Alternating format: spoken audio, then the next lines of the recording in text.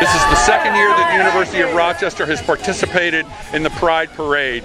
The Pride Alliance at the University of Rochester is a proud participant and sponsor of this parade, and it demonstrates the university's commitment to diversity, particularly in this instance with the LGBTQI community, and we couldn't do it without the help of a lot of people like Eileen Fay, who's staying over here, who will come over. Eileen Fay, and she's a committed member of the team that's helping to make this happen.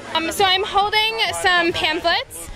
This one is from the admissions office about the University of Rochester's commitment to diversity and acceptance of everybody.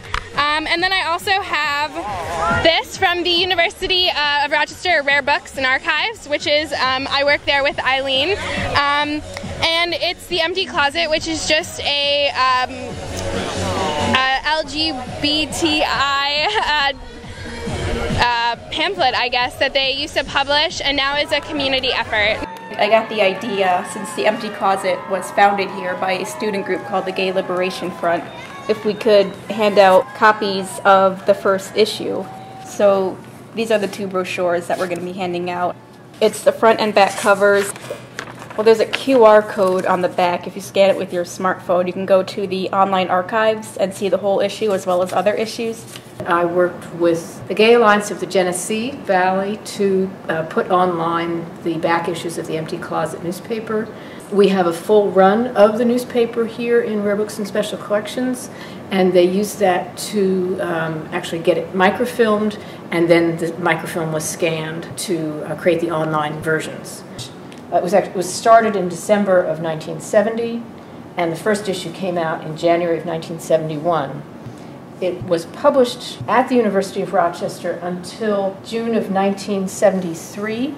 The publication shifted to the Gay Alliance of the Genesee Valley as the publishers, and you start to see the change on the letterhead, and it starts to change format and become something which is much more like a newspaper. And it is, as the masthead says, the New York's oldest gay newspaper. It's now, in fact, I think one of the country's oldest gay newspapers, continually published.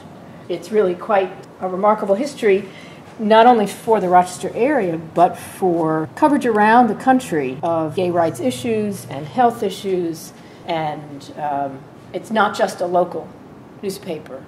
It's actually, as far as Pride parades go, I know they have a reputation as being very flamboyant, but it's actually pretty tame. There's a lot of churches and politicians, but it is interesting because it does show you how many politicians and how many churches we have in Rochester that are progressive and accepting. So it also demonstrates, I think, how accepted the GLBTQ community is, because I mean, churches and politicians, they're pretty mainstream, they're pretty traditional institutions, and we have this acceptance in the community, so I think it's great that the parade demonstrates that.